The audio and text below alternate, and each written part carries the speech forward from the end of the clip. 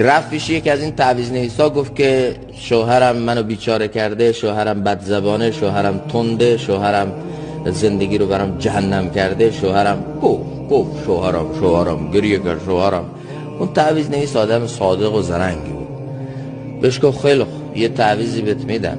رفت خونه، هر زمان دید شوهرت خیلی ناراحته از درک میاد، این تعویضه رو بذار زیر این دندونای کرسی عقبت، هرچی او ناراحت تر بود اینو بیشتر فشار بده.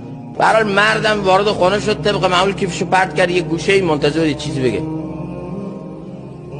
چیزی نگفت، جلال خود کدشو پرت کرد این طرف، سر جالباسی نگذاشت، قصدن عمدن.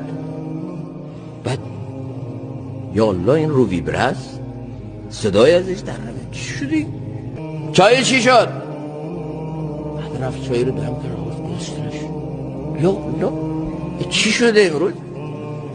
3-4 تا از این برخوردار رو که دید، مرد اصلا دیگه حیران شد. رفت بیرون خونه، یک گلی خرید، روش نوشت I love you، دوستت دارم، فدات بشم، آورد داد دستش. زنه گفت یا الله این تعویض چقدر کار کرد.